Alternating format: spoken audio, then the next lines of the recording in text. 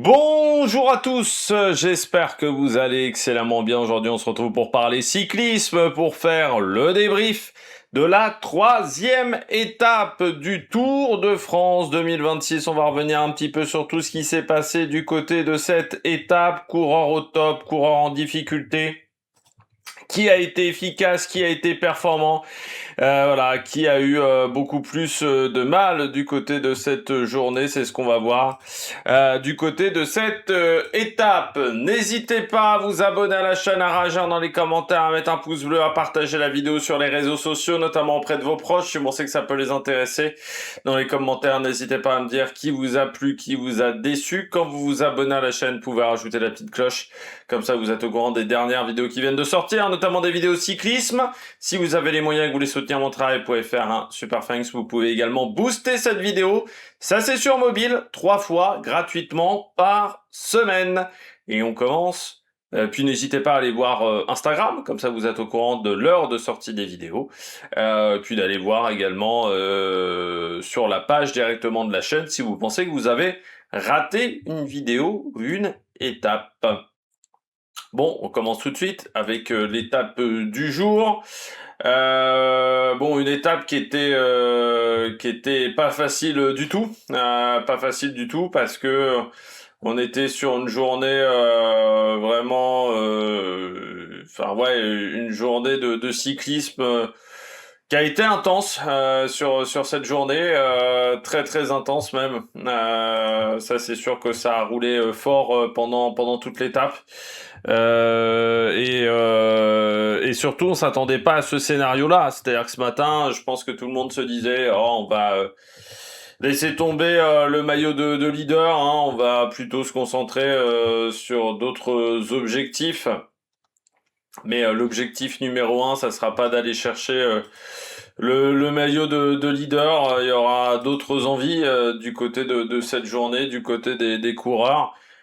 Et puis en fait non, bah non, les leaders du classement général, ils avaient envie de le faire, que ça soit Visma et UAE, hein, je pense que les deux ont tout fait pour que cette étape-là soit pas remportée par un leader, par un baroudeur, et c'est un petit peu dommageable de la part de la Visma. Bon, UAE, ils ont, je pense, surtout saisi l'opportunité au bout d'un moment, mais ils ont quand même roulé fort. Mais je me dis que j'espère qu'on regrettera pas cette étape-là dans 2 semaines pour UAE, et que du côté de la Visma, bah, il va falloir être meilleur en termes de stratégie, parce que pour battre Pogacar, bah, il faut être parfait, et que là, je pense qu'on a fait une erreur à un moment dans cette étape. Et c'est vrai que ce matin, enfin, moi, je voyais vraiment une échappée. Alors certains m'avaient dit peut-être Decathlon, peut-être Lidl. Où Red Bull pouvait rouler. Moi, je voyais pas Lidl et Decathlon rouler. Je me disais peut-être pas, peut-être Red Bull aurait cette idée-là. C'est vrai, avec Remco Evenepoel, avec Lipovic. Mais au final, bah non, ça a été Visma, ça a été UAE qui ont décidé de rouler. Et je pense que chez Visma, il y avait un plan ce matin. Chez UAE, on s'est adapté, je pense, au plan de la Visma. Mais ce soir, rouler autant pour gagner 10 secondes, on en reparlera, hein, mais heureusement qu'il n'a pas été battu, Pogacar, ce soir, parce que sinon, ça aurait coûté cher.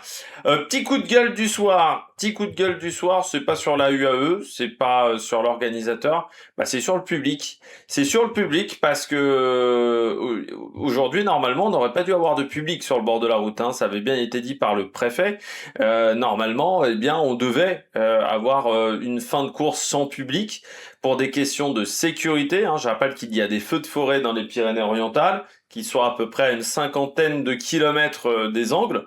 Donc pour des questions à la fois de sécurité, bah, si d'autres feux de forêt se déclenchaient, parce que la situation est extrêmement sèche au niveau de la végétation dans une grande partie de la France, mais également parce que pour les services de secours, hein, pour pas bloquer notamment des pompiers qui voudraient arriver sur site et qui étaient des départements d'à côté, ou par exemple si on avait demandé de l'aide d'un pays comme l'Espagne aussi potentiellement, on avait décidé que dans les 40 derniers kilomètres, pour éviter également qu'il y ait des nouveaux feux, il n'y ait pas de public et pas de caravane.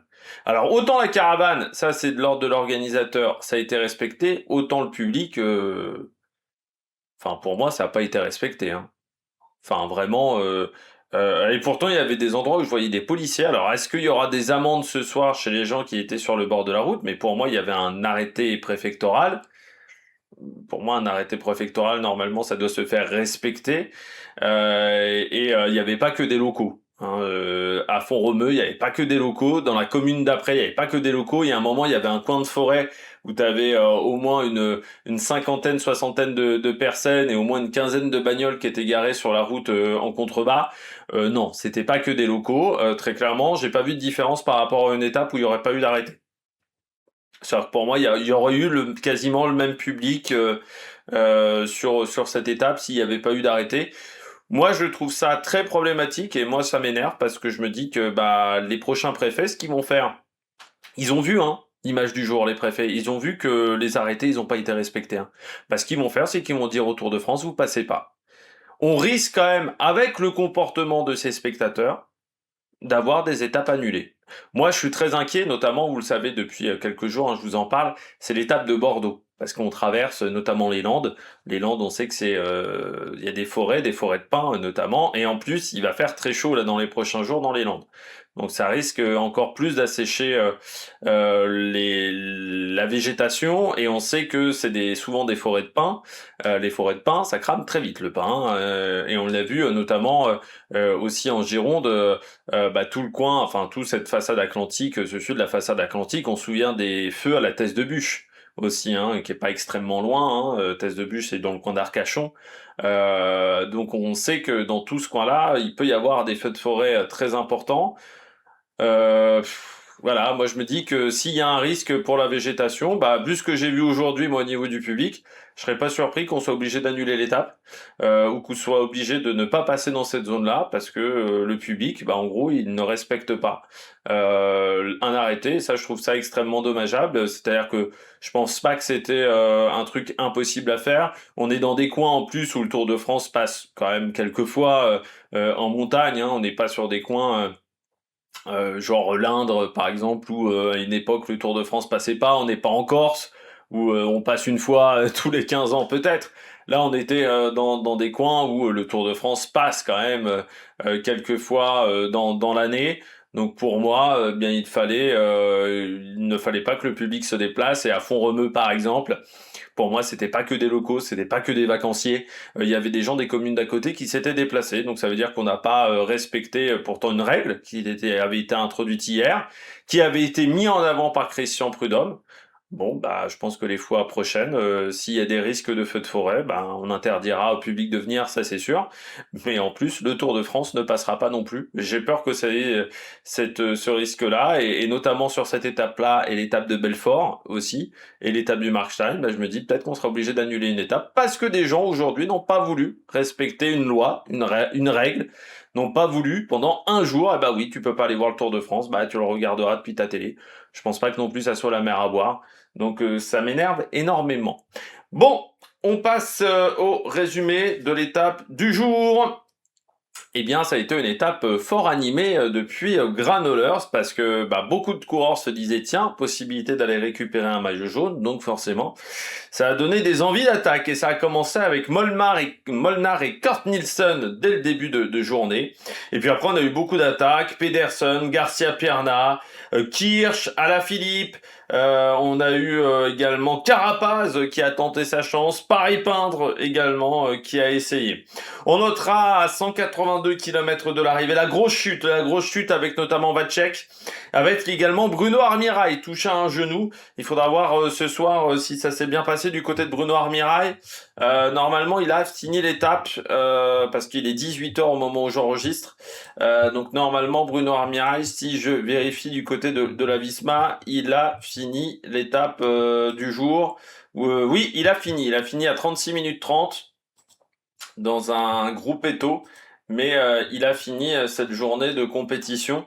Ça, c'est une bonne nouvelle pour lui. Oui, grosse journée de compétition et beaucoup d'attaques sur cette étape. Et donc cette chute avec Armirail, Foss, Arensman, Tarling, Kwiatkowski et Riccitello. Et Riccitello, faudra aussi y revenir parce qu'il a passé, je pense, une journée galère. malgré le fait qu'il y ait cette chute, il y a toujours des attaques qui s'enchaînent. On a notamment Romo, et puis on va avoir des cassures dans le peloton, notamment dues à ce que Kian Utebrooks soit lâché, hein, pas bien physiquement pour le moment Kian Utebrooks, mais surtout, eh bien, on a d'autres coureurs qui sont lâchés, notamment Lenny Martinez, à cause d'un problème mécanique qui va se retrouver dans un groupe derrière. Guillermet et Philipson également sont lâchés. Alors l'échappée va se faire en plusieurs temps. Ça va commencer avec un groupe de 8 coureurs à 151 km de l'arrivée, qui va être rejoint par un premier contre de 4 coureurs à 137 km de l'arrivée et un deuxième contre de 4 coureurs à 131 km de l'arrivée. On notera en passant qu'à 121 km de l'arrivée, eh bien, Gan Bernal, qui était dans ce groupe de tête, eh bien, subira une crevaison et sera lâché. On regarde la composition de ce groupe de 18 coureurs que vous avez à l'écran dans l'ordre de leur âge. Eh bien, Vlad van Mechelen, vous avez également Alex Baudin, Raoul Garcia Pierna, Matteo Verchet est également dans ce groupe avec Luc Plapp, Joris Delbov, Albel Balderston, Mauro Schmidt, Clément Brazafonzo, Terrada Storer, Nicolas Prodhomme, Mats Pedersen avec Aramburu, Louis Vervac, Kurt Nilsson et puis Georges Bennett et Nelson Oliveira. Ce groupe de 18, eh bien, il va jamais avoir énormément d'avance, hein. L'écart maximum, ça sera de 3 minutes à une centaine de kilomètres de l'arrivée. On arrive au sprint intermédiaire et à ce petit jeu-là, eh bien, c'est Mats Pedersen qui fait la bonne opération du jour en remportant ce sprint intermédiaire, vu que derrière, en plus, on rappelle que à la fois Guillermet, Philipson, ces coureurs-là ont été lâchés, donc n'ont jamais pu prendre l'échappée. 82 km de l'arrivée, l'écart de 1,40 et on notera une nouvelle chute dans le peloton à 80 km de l'arrivée avec notamment Valgren, Harper et Anders Alland Johannesson, le frère de Tobias, qui est tombé assez lourdement.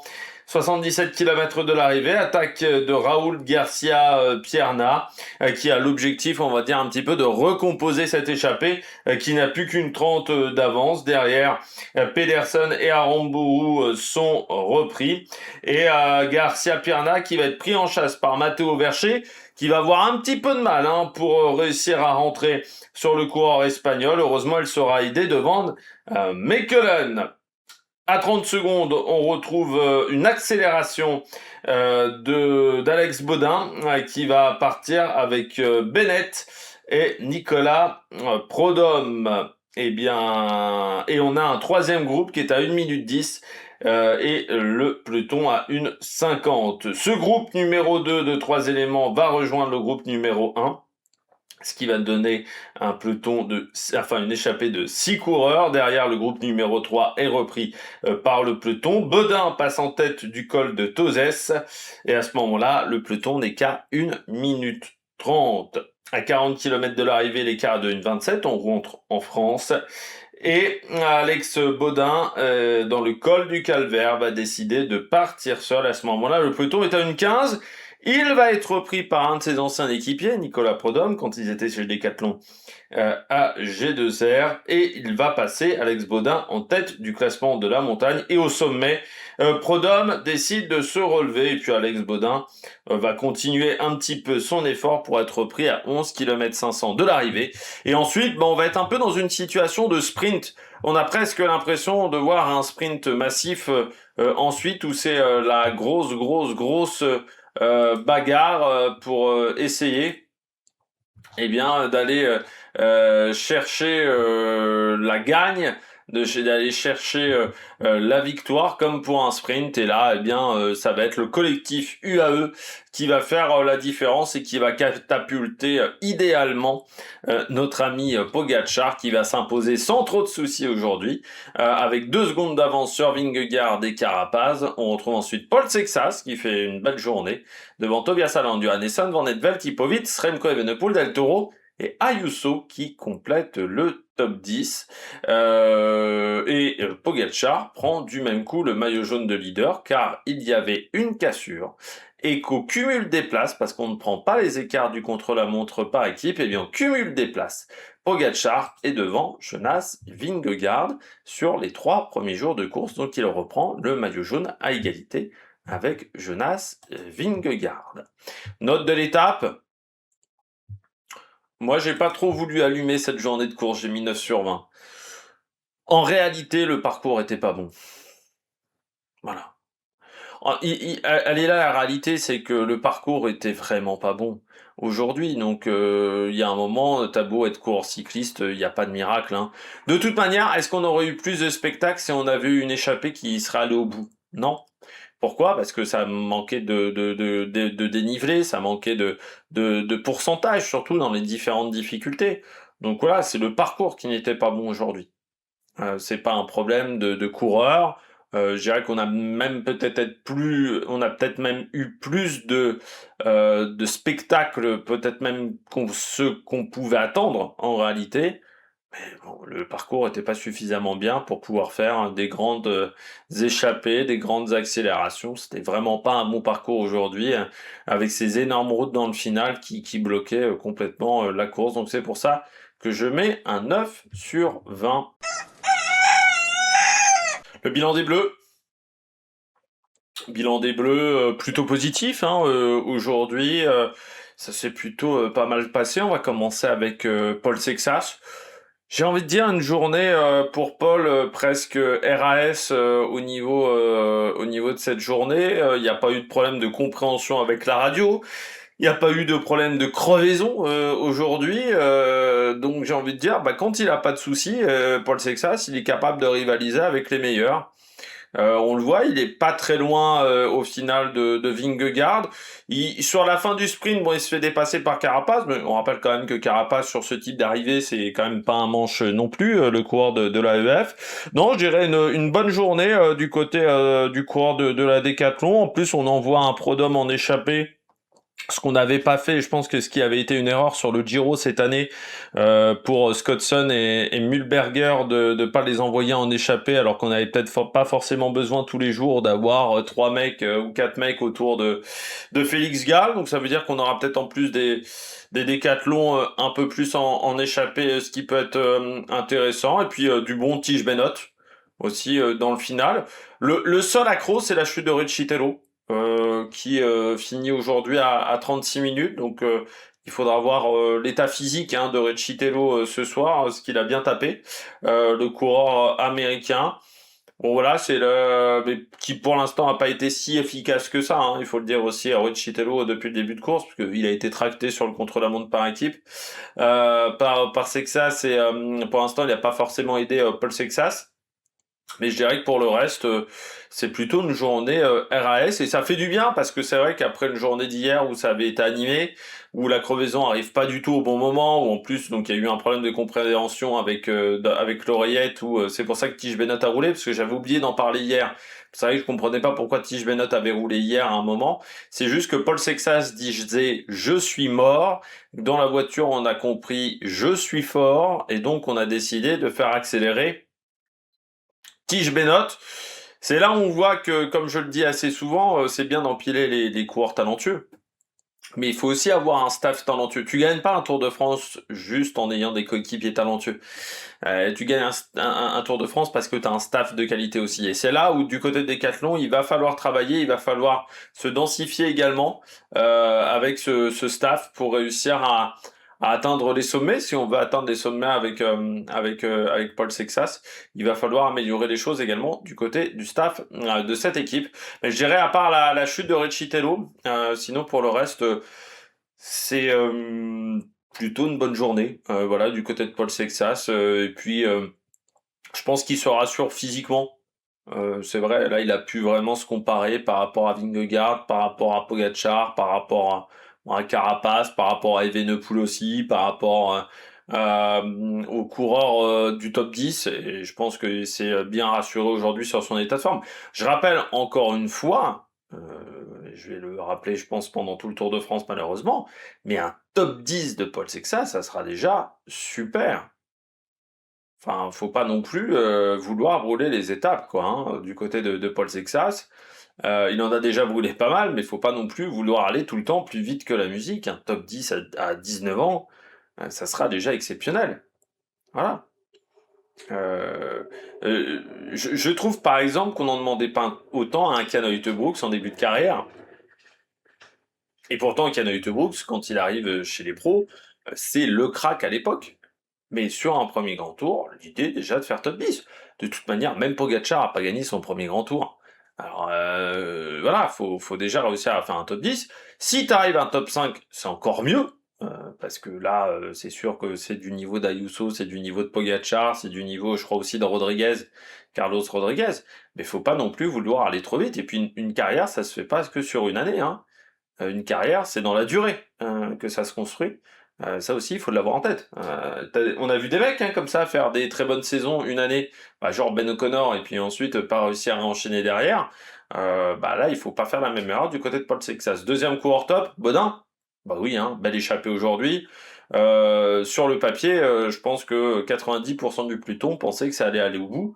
Il a fallu avoir les deux meilleures équipes au monde sur le paletot pour que ça aille pas au bout, c'est-à-dire la Visma et la UAE. C'est ça qui est malheureux pour Alex Bodin, mais il confirme son état de forme du Tour Auvergne-Rhône-Alpes. On a vu notamment dans le côte du Calvaire, qui pourtant n'était pas une côte avec énormément de pourcentage, il est sorti sans trop de problèmes. Dans la côte précédente, il était pas mal aussi. Il marque quand même des points au niveau du classement de la montagne. Ça, c'est intéressant parce que ça va peut-être être un objectif pour Alex Bodin.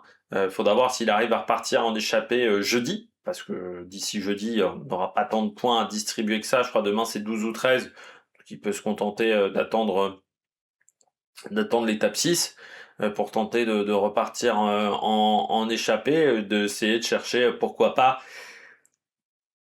un maillot à poids du côté du coureur de l'AEF, mais l'état de forme est bon du côté d'Alex Bodin et il a fait vraiment du très très beau boulot, donc pas mal, pas mal, pas mal, pas mal du tout. Alex Bodin aujourd'hui, j'ai bien aimé, voilà, j'ai bien aimé sa course, j'ai bien aimé ce qu'il a fait, le coureur français. Je pense qu'il y avait vraiment un bel état de forme aujourd'hui, puis ça fait plaisir. Voilà, ça fait plaisir de le voir aux avant-postes.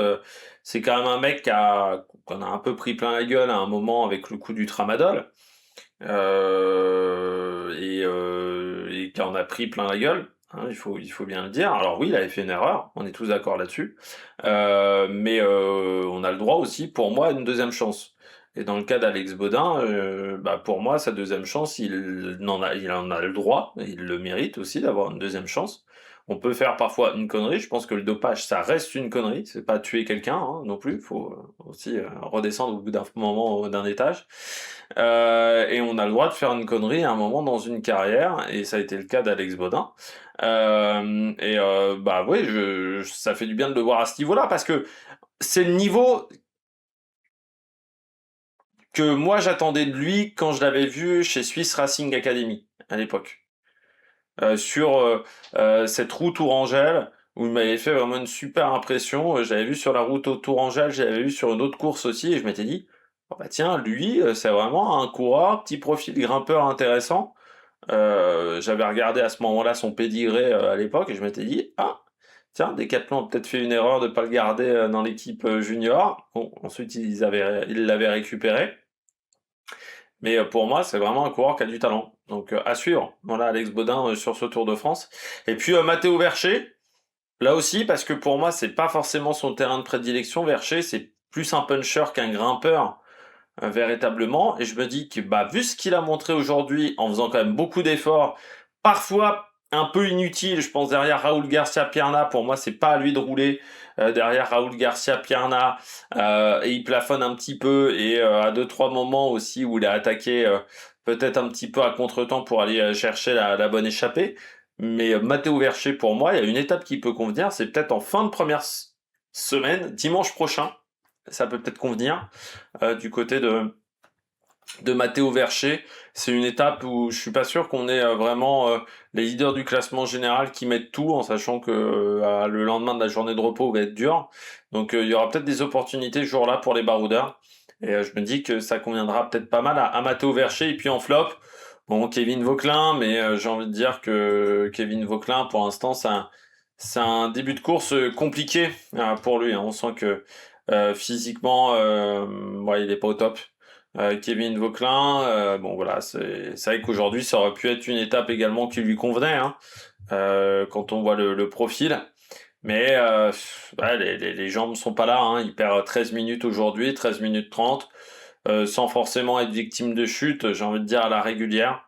Donc du côté de Kevin Vauquelin, bah, maintenant il va falloir tenter, il va peut-être falloir attendre que la forme revienne du côté du coureur français. Et cette première semaine va peut-être être extrêmement longue pour lui, pas très passionnante parce que pour le moment l'état de forme n'est pas suffisant pour Kevin Vauquelin pour aller chercher notamment potentiellement une victoire d'étape. Donc petite déception de ce côté-là. On regarde tout de suite bien les coureurs au top. Attaque de Marlou! Pour moi, du côté des coureurs au top, on commence avec Pogacar. Il gagne l'étape, Pogacar, mais de toute manière, c'était le minimum aujourd'hui. S'il n'avait pas gagné, c'est sûr que ça aurait été difficile pour ses équipiers. Oui, il gagne l'étape. Après, je me dis que c'est quand même beaucoup d'efforts pour 10 secondes. Pour 10 secondes, en plus, bah, il avait la chance jusqu'à maintenant de ne pas avoir le maillot de leader, désormais là, le maillot jaune, ce qui veut dire également les contraintes aussi. Les contraintes notamment bah, de devoir contrôler la course et les contraintes aussi d'interview, parce que ça rajoute des interviews, ça rajoute du protocole, ce qui peut nuire également à la récupération. Et je trouve qu'aujourd'hui, on a mis quand même beaucoup d'énergie dans l'affaire. Alors, du côté du AE, on s'est adapté au final à la stratégie de la Visma.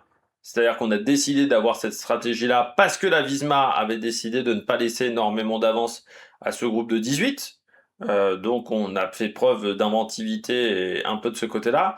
Mais en réalité, quand tu te dis que t'as contrôlé quand même quasiment les 80 derniers kilomètres de course à un rythme quand même assez soutenu, sous une forte chaleur pour gagner 10 secondes, et récupérer un maillot que tu vas peut-être délaisser dès demain, enfin ça, il faudra se poser l'interrogation du côté de la UAE, je me dis, bon, je vois moyennement l'intérêt quand même du côté de UAE. Alors oui, ils ont montré qu'ils étaient très forts, mais déjà hier, ils avaient montré qu'ils étaient très forts. Donc aujourd'hui, le fait que Pogacar gagne, est-ce que ça renforce le sentiment de supériorité de UAE par rapport à ses adversaires? Non, vu que déjà hier, on avait vu la différence avec Del Toro. Et moi, ce qui m'inquiète, alors c'est le travail de certains équipiers, parce qu'aujourd'hui, ils ont donné beaucoup. C'est pas forcément McNulty, Adam Yates, Del Toro. Eux, ils ont fait un travail, je dirais, qui était pas si énorme que ça en termes de kilométrage et d'endurance. Par contre, c'est plutôt Tim Whelan, c'est plutôt Grossschartner, c'est plutôt Nils Politt, qui ont beaucoup roulé, qui ont beaucoup donné. Or, faut pas oublier que ça va être un tour caniculaire, au moins sur cette première semaine de course. Là, maintenant, je crois qu'on peut être sûr que cette première semaine de course va être très chaude. Est-ce que ça se prolongera après la journée de repos? Là, pour l'instant, on ne peut pas le dire, mais il va faire très chaud sur cette première semaine de Tour de France. La chaleur, ça impacte la récupération. Parce que pour améliorer la récupération des muscles, on le dit toujours, il faut énormément s'hydrater. Si vous regardez des vidéos de Total Energy, vous les voyez toujours avec une bouteille d'eau. Parce qu'en fait, ça régénère. On a besoin d'eau au niveau du muscle, parce que pour avoir la souplesse également, et pour récupérer, on va dire, un peu mieux, il faut s'hydrater. Quand vous faites une déchirure musculaire, on vous dit de vous hydrater beaucoup, hein, parce que ça améliore la récupération, en plus de tous les autres traitements, bien entendu, qu'il faut faire. Ça aide à la récupération. Sauf que là, sur une étape comme aujourd'hui, tous les coureurs se sont énormément déshydratés. Et on n'aura pas le temps forcément de se réhydrater suffisamment avant le départ de demain. On va peut-être conserver une petite dette de déshydratation, malgré toute l'eau qu'on va pouvoir peut-être accumuler pendant la nuit. Cette dette-là va peut-être s'accumuler au fur et à mesure des jours. Plus tu travailles dans un peloton, plus tu te déshydrates. Enfin, plus tu fais un effort important, plus tu te déshydrates, plus surtout tu consommes de l'énergie. Ça va pas être un tour habituel. Enfin, un tour habituel. Un tour comme on a eu ces dernières années, on avait parfois une journée de chaud. Non, là, on va les enchaîner, les journées de chaleur. Là, c'est sûr que déjà, encore une fois, jusqu'à la journée de repos, il fera chaud. Voilà, il fera très chaud. On va les enchaîner. Ça va avoir un impact sur la troisième semaine. Même si sur la troisième semaine, il fait plus que 20 degrés, ça aura un impact sur la récupération. J'ai peur qu'on perde très vite des équipiers. À ce rythme-là, je suis pas sûr. Déjà, j'ai pas l'impression que Nils Politt soit exceptionnel, mais j'ai peur qu'on perde ces coureurs-là. Et c'est des coureurs dont on aura peut-être besoin sur certaines journées de compétition et qui manqueront peut-être. Donc je me dis que l'énergie qu'on a déployée aujourd'hui autour de Tadej Pogacar, c'était peut-être un petit peu une erreur. Après, j'ai l'impression qu'on est un petit peu sur une crise d'ego du côté de Pogacar, c'est-à-dire qu'on veut faire le cannibale. Ok, ok, d'accord, on veut tout gagner, tout monopoliser, récupérer les maillots, rien laisser à ses adversaires. Mais je rappelle que l'objectif final, c'est dans 3 semaines. C'est pas dans 2 jours. Un grand tour, c'est 3 semaines. L'objectif final, c'est de gagner le Tour de France. Est-ce que dans 3 semaines, on se souviendra qu'il a gagné cette étape-là aux Angles? Peut-être pas. Est-ce que dans 10 ans, dans 15 ans, on se souviendra qu'il a remporté cette étape-là, même s'il bat le record, par exemple, de Mark Cavendish du nombre de victoires? Non. Ce qu'on retiendra, c'est qu'il a gagné 5 Tours de France. Ça serait con de pas gagner ce Tour de France parce qu'on a consommé peut-être trop d'énergie en début de course. Je rappelle que les Tours de France peut-être les plus chaudes ces 5-6 dernières années, il y en a 2 qu'il n'a pas remporté. C'était des Tours de France où il faisait chaud. Ça reste quand même un domaine où certes il a progressé, mais c'est pas forcément son domaine de prédilection, la chaleur. Et puis la chaleur, parfois tu la tiens bien 1, 2, 3 jours, 5 ou 6, tous les organismes vont être amochés. Donc je me dis, j'espère que ça va pas lui coûter trop d'énergie pour la suite de la course. On va dire un peu peut-être cette crise d'ego de vouloir reprendre le maillot jaune parce que Visma avait décidé de rouler ce matin. J'espère que ça va pas lui coûter trop cher. Donc faudra faire attention du côté de Pogacar. Après, physiquement pour le moment, il est au-dessus. Hein. Là, il n'y a pas de doute, il est au-dessus. Alors, c'était encore un profil de course qui lui convenait, je pense, mieux qu'à Jonas Vingegaard. Mais pour l'instant, il est au-dessus. Pour l'instant, son équipe est très forte dans ce domaine-là aussi, hein, que ce soit McNulty, Del Toro, Adam Yates. Bon, pour l'instant, on voit pas vraiment de faiblesse dans ce collectif, mais encore une fois, Willems aujourd'hui, il s'est mis il s'est vraiment mis minable. Pareil pour Nils Politt, un petit peu gros Chartner aussi. Donc, il faudra faire attention sur ce phénomène-là, parce qu'encore une fois, avec la canicule, la récupération va être vraiment plus complexe pour les coureurs. Et ça, il va falloir l'avoir en tête. Deuxième coureur top, Carapaz. Ouais, très bien aujourd'hui, Richard Carapaz. Parce qu'il finit 3 en ayant pourtant essayé de prendre l'échappée. Moi, je me dis vraiment que Richard Carapaz, la forme est là. Alors, on sait pas trop s'il va jouer le classement général ou pas. Ça reste quand même, je pense il veut plutôt jouer les chasseurs d'étapes aujourd'hui à Carapaz. Parce que déjà, je pense que c'est un domaine où il prend plus de plaisir que d'aller jouer le classement général. Et parce que bah c'est quand même un coureur qui a pas forcément eu une saison sans souci Carapaz. Donc je pense qu'il a vraiment envie d'ores et déjà vraiment de prendre du plaisir et prendre du plaisir, ça veut dire également essayer de remporter des étapes et pourquoi pas un classement de la montagne également du côté de Richard Carapaz. Mais là, de ce qu'il a montré aujourd'hui, la forme est bonne. La forme est bonne avec un bon Sean Quinn également qui l'a entouré, Richard Carapaz, avec un Baudin à l'avant de la course. Non, c'est vraiment pas mal. Il prend même des bonifs à Paul Sexas, parce qu'il arrive à prendre la troisième place sur la fin. Moi, je trouve qu'on a du bon Carapaz. Pour le moment, c'est un Carapace très intéressant dans ce qu'il nous montre pour l'instant, le coureur équatorien. Donc ouais, il va falloir faire attention à lui, je pense, cette année sur le Tour de France. Je serais surpris qu'il sorte de ce Tour de France sans un résultat majeur, sans une victoire. Parce que le résultat majeur, bah, il a déjà une troisième place, mais sans une démonstration de force de Carapaz, je serais surpris, ou un bon classement général, je serais surpris aussi du côté de ce coureur, parce que là, pour le moment, je trouve que c'est quand même pas mal. 14 de l'étape d'hier à Barcelone, 11 du contre-la-montre par équipe. Non, il y a quand même des choses pas mal. Bah, surtout que ça le place Carapaz, au niveau du classement général, bah, il se retrouve 12e à 1,45.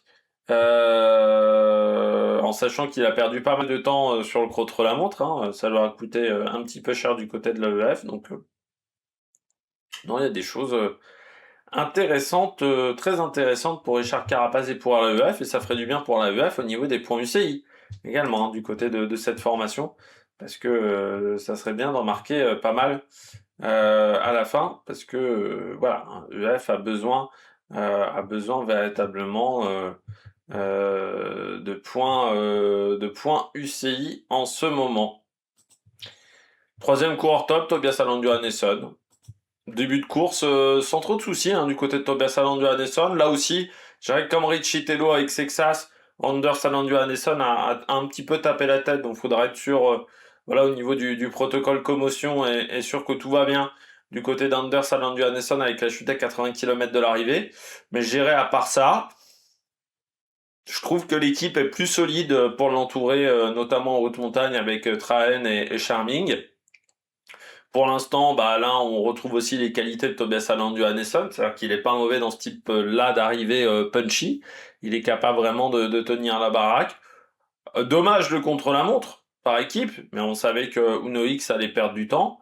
Pour le reste, pour le moment, c'est RAS. Hein. Déjà hier, ça avait été pas mal du tout.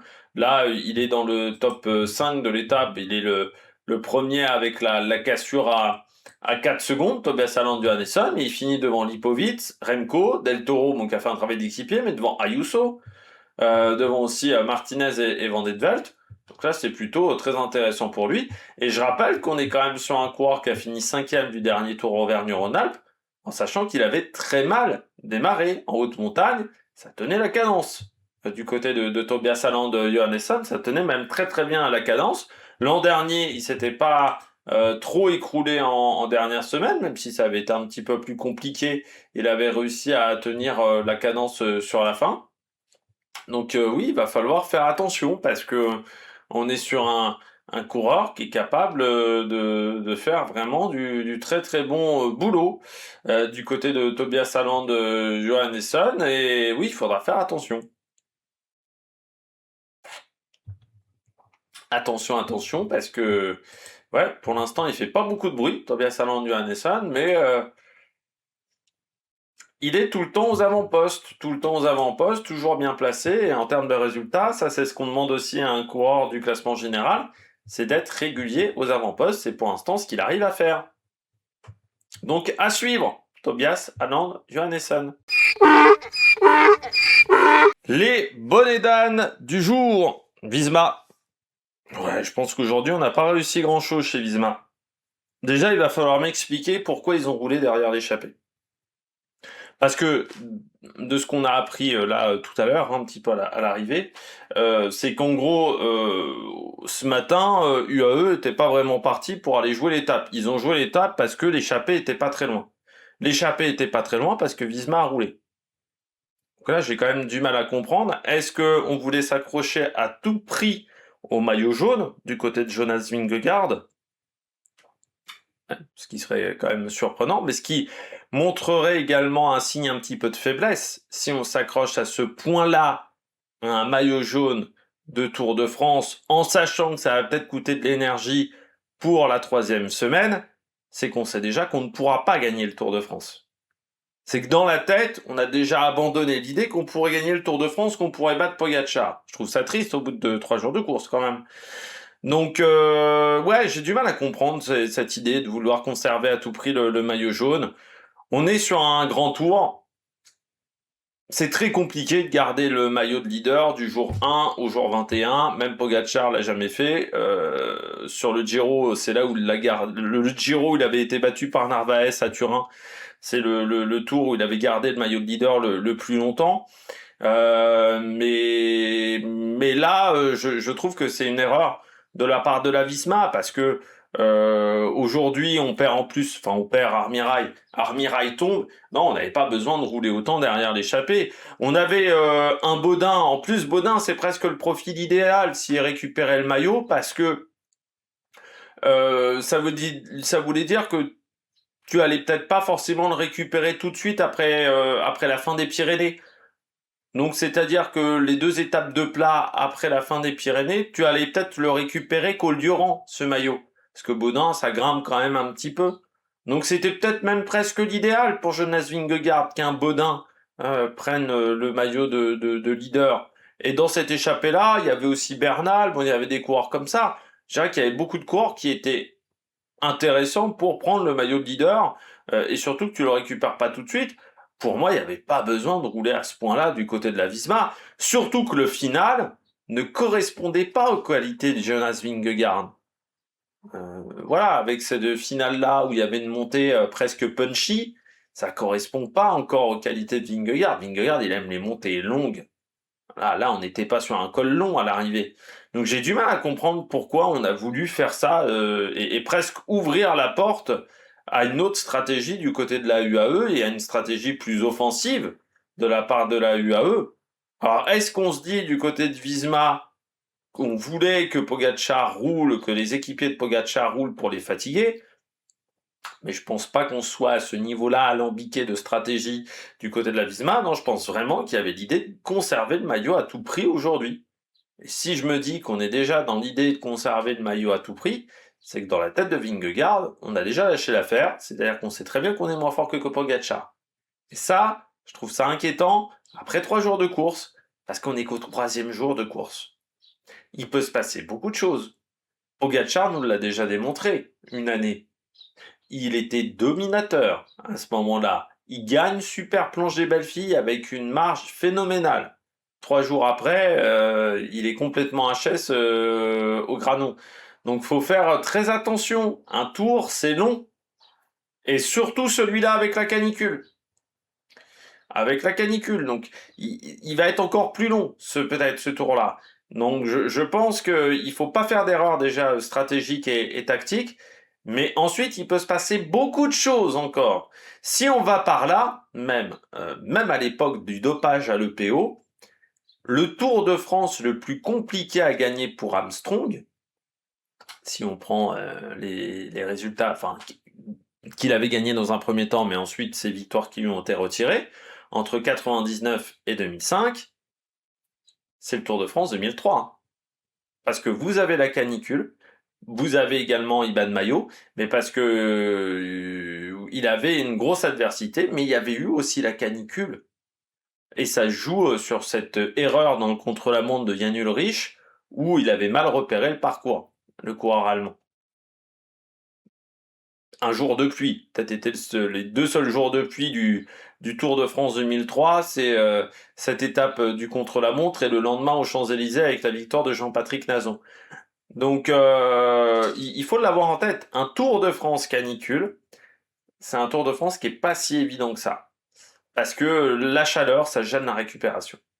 Ça gêne beaucoup la récupération, au niveau de l'hydratation notamment, et ça fatigue les organismes. Déjà nous, on est fatigué avec un temps de canicule sans faire grand-chose. Alors, enfin sans faire grand-chose au niveau physique parfois. Alors autant vous dire que quand vous passez 4 heures le cul sur un vélo en plein cagnard, l'organisme qui est déjà fatigué naturellement, un Tour de France qui est déjà fatigant naturellement, bah là, tout est renforcé. Donc je pense que c'est une erreur du côté de Visma de croire que Pogačar a déjà gagné la course. Ok, il est plus fort pour le moment, mais il va peut-être falloir serrer les fesses jusqu'à l'Alpe d'Huez. Il peut peut-être se passer des choses jusqu'à l'Alpe d'Huez. Et je vous fais pas un faux suspense. Moi, j'en ai rien. Enfin, je suis pas organisateur du Tour de France. Voilà. Et moi, je suis pas lié à l'organisation du Tour de France. Je vous fais pas un faux suspense comme ça, comme peut le faire France Télévisions parfois, parce que bon, bah, ils ont quand même des liens avec ASO. Moi, je le pense vraiment que on peut avoir des retournements de situation avec la canicule et la chaleur. Peut-être que ça sera pas Pogačar, peut-être que ça sera le coureur qui sera 3e le dernier jour, enfin lors de la dernière étape à l'Alpe d'Huez qui s'en sortira pas. Peut-être que c'est un coureur qui arrivera à faire un grand retournement de situation le dernier jour aussi. Mais il va falloir faire vraiment très attention dans ces conditions-là de chaleur. Et je pense que tout n'est pas gagné pour Pogačar, comme tout n'est pas encore perdu pour ses adversaires. Par contre, du côté de la Visma, donc déjà on a roulé pour pas grand-chose aujourd'hui. Piganzoli, par contre, ne semble pas incroyable. Et je pense que Piganzoli, lui faire doubler Giro Tour, je trouve toujours que c'est une mauvaise idée. Et je trouve que là, aujourd'hui, on l'a vu dans le final, sans avoir forcément fait beaucoup de travail. Il a quand même disparu très vite, le petit coureur italien. Donc là, il faudra suivre ça du côté de la Visma pour les étapes un petit peu plus dures ensuite. Pidcock,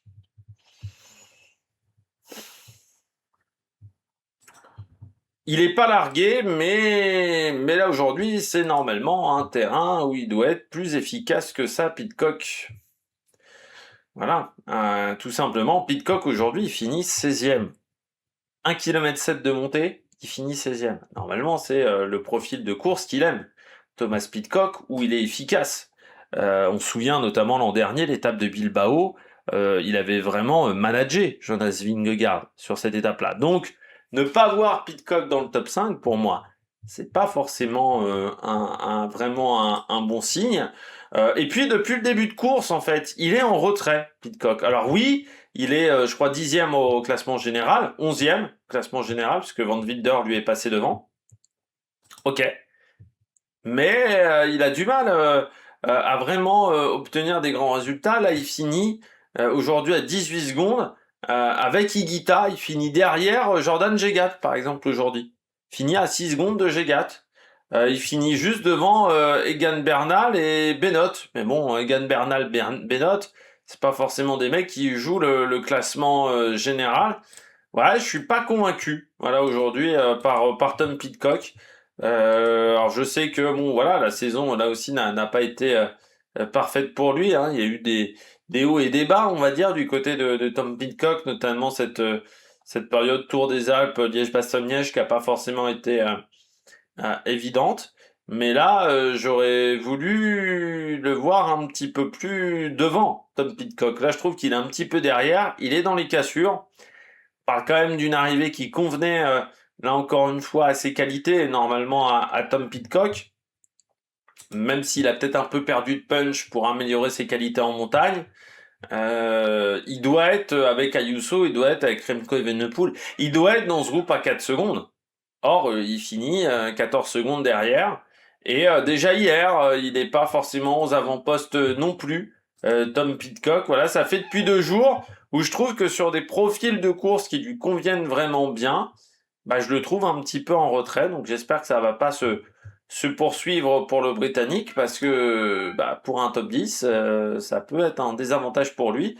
Surtout que l'an dernier, l'étape où il avait le plus souffert sur le Tour d'Espagne, c'était l'Angliru. Donc sur une grosse étape de montagne, c'est là où il avait été le plus en difficulté. Donc peut-être que dans les Pyrénées ou dans la grosse étape des Alpes avec le deuxième jour de l'Alpe d'Huez, on a quand même 5003 ou 5004 de dénivelé positif, ou l'étape du Markstein. J'espère que ça va pas complètement exploser pour le coureur britannique. Et puis je termine avec Arvind de Klein. Alors oui, ce soir, Arvind de Klein a fini dans les délais. C'était chaud. Très chaud, même pour Arvind de Klein. Autant Arnaud Delis a abandonné, de toute manière, il aurait fini hors délai. Autant Arvind de Klein, qui à un moment a été avec lui, a fini dans les délais. 41 minutes 16 de retard. Il n'y avait pas beaucoup de marge, hein, quand même, pour le coureur néerlandais. Bah, je me demande quand même toujours ce qu'il fout là, Arvind de Klein. Parce qu'il l'avait dit à plusieurs reprises. En fait, pour tout vous dire, je connais un petit peu comme Arvind de Klein parce qu'il y a une époque, je trouvais que c'était un super bon sprinter quand il était chez Human Powered Health et même chez première année chez Tudor. Et donc je m'étais dit tiens, quand Tudor pourra accéder au Grand Tour, il y a une année où je m'étais dit pourquoi il vient pas parce qu'ils avaient pris Dainese, ils avaient pris Meyerhofer sur le Giro. Et c'est là où je m'étais renseigné, on me l'avait dit également dans les commentaires d'une vidéo, on m'avait dit bon bah De Klein, en gros c'est pas un très bon grimpeur, il aime pas ça, et il se voit pas être efficace sur les grands tours. Donc moi je m'étais dit bon bah ok, et puis c'est vrai qu'en montagne, enfin en boss, je l'avais vu, c'était quand même un coureur qui était très vite en difficulté. Donc je me dis sur un grand tour comme cette année en plus le Tour de France où on démarre quand même fort d'entrée, où sur 6 jours de course on a quand même 3 étapes dures, enfin même 4 hein, quasiment, on n'a qu'une étape de plat sur les 6 premiers jours de course, qu'une étape pour sprinter, potentiellement je m'étais dit De Klein bah, ça va pas lui correspondre. On va prendre quelqu'un d'autre chez Tudor, on prendra peut-être Mozzato, on prendra pas de sprinter tout simplement chez Tudor. Quand je l'ai vu sur la liste de départ, au départ j'ai cru que c'était presque une blague, quand j'ai vu que, ou une erreur de ProCycling quand j'ai vu que c'était pas une erreur, je m'étais dit mais comment il va faire pour arriver jusqu'à l'étape de Pau? Et même après l'étape de Pau, comment il va faire pour être là encore à Bordeaux de Klein? Parce que je m'étais dit, au niveau des délais, ça va être très, très compliqué. Et bien, on a un peu la confirmation aujourd'hui parce qu'il est pas malade, Arvin de Klein. Il a juste repris très tardivement la saison, le coureur néerlandais. Il va falloir faire attention également parce que c'est un coureur qui a souvent des problèmes de genoux, que ça se réveille pas un petit peu, mais surtout c'est un coureur qu'on n'a pas vraiment vu ces derniers temps. Et là, je me dis, bon, bah ouais, il va falloir faire attention du côté d'Arvin de Klein, parce que je pense pas que jeudi, ça passe les délais. Là, aujourd'hui, c'était pas des montées infernales, hein. Ça a roulé vite, mais c'était pas des montées infernales. Si on a le même tempo jeudi, ça passe pas pour Arvin de Klein, en sachant qu'en plus, bah là, il a même plus son petit copain Arnaud Delis avec lui, il sera tout seul. Tout seul, si t'es lâché dans un pampa, ça passera pas. Donc j'ai peur que ça soit compliqué. Et ça serait dommageable que Arvin de Klein fasse 15 sprints sur ce Tour de France, mais j'ai peur que ça soit le cas, parce que je ne le vois pas aller loin dans la course. Puis là, vu l'énergie qu'il a dépensée aujourd'hui, quand t'es limite hors délai comme ça, que t'es tout seul dans la pampa, tu le fais pas 4 fois d'affilée hein, sur un Tour de France. Donc c'est peut-être passé aujourd'hui, mais dans 2 ou 3 jours, ça passera plus. Hein. Tout simplement, et si ça passe encore dans 2-3 jours, ça passera plus sur l'étape du Durand. Donc je vois difficilement comment il va pouvoir aller loin sur cette épreuve Ardine de Klein, et je me demande donc encore pourquoi Tudor l'a recruté. Je sens que Tudor va être très souvent dans les bonnets d'âne cette année sur le Tour de France. Je sais pas, j'ai ce sentiment-là que l'équipe suisse, elle va être très souvent dans les bonnets d'âne, parce que j'ai du mal un petit peu à comprendre leur stratégie. On regarde tout de suite les différents classements pour conclure cette vidéo, le classement de l'étape. Donc Pogacar vainqueur devant Vingegaard, Carapace, Sexas à 2 secondes. À 4 secondes, on retrouve Johannesson, Van Etvelt, Lipovic, Evenepoel, Del Toro, Ayuso. Et puis Martinez, Gégat à 12 secondes, Pidcock à 18, Arensman à 27 et Ramsès De Bruyne à 48 avec Adam Yates, Kuss à 50 secondes, Teute Brooks. Je dirais qu'il s'en sort pas si mal à la minute, mais on sent qu'il est vraiment en difficulté quand même, Kian Brooks. Et donc Arnaud Delis, abandon aujourd'hui. Bon, pas vraiment de surprise. Voilà, ça aurait été un Tour de France compliqué pour le Belge, un Tour de France de souffrance. Et le Tour d'Italie aura pas été beaucoup mieux pour lui non plus. De toute façon, l'année 2026 est un petit peu compliqué. Le classement général, Pogacar donc qui passe en tête devant Jonas Vingegaard avec le classement des places. Evenepoel à 23 secondes, 24 secondes pour Del Toro, Juan Ayuso à 27, Paul Sexas à 48, Lipovic à 53, et puis on est déjà au-dessus de la minute pour Martinez, Johannesson ou encore Van Wilder. Le classement du maillot vert, Pogacar en tête avec 55 points, Vingegaard deuxième à 44, Del Toro troisième à 39. C'est vrai que ça a bien marché pour le moment le nouveau système de points. Je déconne, on n'a pas encore vu une étape de plat, mais on voit que bon déjà Pogacar a accumulé pas mal de points. Et Mats Pedersen est à 37. Voilà, donc il a Mats Pedersen 18 points de retard. Le classement par équipe et lui est classement de la montagne est emmené par Baudin avec 12 points devant Prodhomme 9, Garcia Pierna 6, Molnar 5, McNulty et Van Mechelen 4. Le classement du meilleur jeune, c'est Del Toro qui est en tête avec 3 secondes d'avance sur Ayuso, Sexas à 24, Martinez à 45, Van Etvelt à 1,23 et puis Ganzoli à 1,51. Il va y avoir une belle bagarre, hein, peut-être pour ce maillot blanc du côté du classement général. Et puis le classement par équipe, c'est UAE qui emmène devant Red Bull, Lidl, Visma, EF. Decathlon gagne une place en étant 6e. Total rentre dans le top 10 alors que Groupama descend à la 14e place. Cofidis se retrouve 20e mais n'est pas dernière équipe. La dernière équipe, ça peut pas être la NSM. C'est la NSM dernière équipe. Il doit en manquer une au niveau des formations. Parce que normalement elles étaient 23 au départ et pas 22. non, car Rural est là, je sais pas quelle équipe il manque, mais normalement, il doit en manquer une. Bon, j'espère que vous avez aimé cette vidéo. Si vous avez aimé cette vidéo, n'hésitez pas à vous abonner à la chaîne, à réagir dans les commentaires, à mettre un pouce bleu. Puis nous, on se retrouve pour de nouvelles aventures sur la Make Production. Ciao, ciao!